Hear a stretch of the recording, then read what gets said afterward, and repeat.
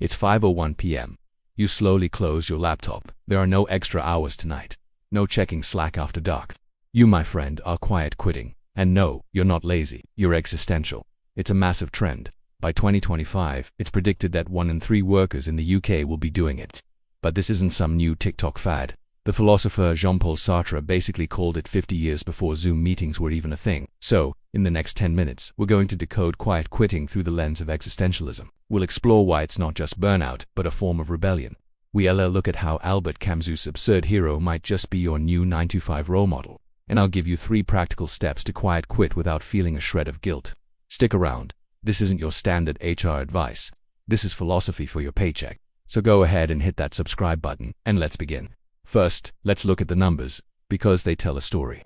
The Great Resignation saw 1.5 million UK workers leave their jobs between 2024 and 2025. A staggering 41% of NHS staff admitted to quiet quitting, citing a brutal combination of burnout and underpayment. And with the cost of living crisis, real wages have dropped by 3.2%. The average quiet quitter isn't slacking off. They're simply delivering the minimum viable effort required by their contract. They're doing exactly what they're paid for, and nothing more. But here's the twist I mentioned. Quiet quitting isn't new at all. It's what Jean-Paul Sartre called bad faith, just repackaged for the age of spreadsheets and remote work. Sartre famously said, "Man is condemned to be free." Think about that. You are free to overwork, to burn yourself out for a company that would replace you in a week. But you are also free to stop. You are free to reclaim your time, your energy, your life. When you quiet quit, you're not being difficult. You're choosing freedom quietly. Let's break this down through 3 powerful existential lenses. First up, we have absurdity. From the mind of Albert Camus introduced the myth of Sisyphus, a man condemned for eternity to push a giant boulder up a hill, only to watch it roll back down every single time. Sound familiar? Your job can often feel just like that. You complete a project, and another one immediately takes its place. You clear your inbox, and it fills up again. You push the boulder, it rolls back down, and you push it again. Quiet quitting, in this sense, is your moment of realization. It's you, standing at the bottom of the hill, looking at that boulder, and making a conscious choice not to push it harder than you have to. It's not a rebellion with picket signs and loud protests. It's a rebellion with a logout button. It's finding peace in the task itself, without needing it to have some grand, ultimate meaning. Next, we have bad faith, from Sartre himself. Bad faith is the act of lying to yourself. It's pretending that your job title defines who you are as a person. It's buying into the toxic idea that the hustle culture is a virtue, that working yourself to the bone is something to be proud of. We tell ourselves these things to avoid the terrifying reality of our own freedom and responsibility. Quiet quitting is the antidote to this. It's a radical act of authenticity.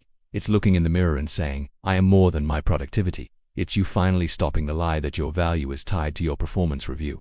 You stop pretending. You start living. And finally, let's talk about angst, or dread, as described by Sartre Kierkegaard. Kierkegaard argued that this feeling of angst comes from the dizziness of infinite choice. In your career, you're constantly faced with it. Do I stay in this job and suffer in silence? Do I leave and risk financial instability?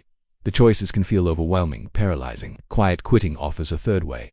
It's a leap of faith into the middle ground. You don't have to make a dramatic exit, but you don't have to keep sacrificing your well-being either. You choose to do the minimum required effort at work, in order to create maximum space for your life outside of it. It's a strategic retreat to protect your own sanity. Let's pause here for a second. I want to know what you think. Drop a comment below. Are you quiet quitting? Just a simple yes, no, or kinda. I'm genuinely curious. Now, why does quiet quitting, when you get past the initial anxiety, feel so good? It's not just about being lazy. It's a dopamine detox. You're freeing your brain from the constant, addictive hits of urgent pings and notifications. It's a restoration of boundaries. A study showed 67% of people who set firm boundaries reported better sleep, and it provides moral clarity. A survey found that 81% of quiet quitters felt a sense of relief, saying, "I finally realized I am not my job." But what about the guilt? That nagging voice in your head telling you you're letting people down. That, my friends, is hustle culture's bad faith whispering in your ear. It's a manufactured feeling designed to keep you compliant. Let me tell you about Sarah, a 34-year-old nurse from Manchester. She was regularly working 12-hour shifts, completely exhausted with no thanks or recognition. So, she decided to quiet quit. She started logging off at 7 p.m. sharp, her contracted finish time. She stopped checking work emails on her weekends, and the result, her self-reported anxiety dropped by 50%. The quality of her patient care remained exactly the same, and her boss, he told her she was still one of his top performers.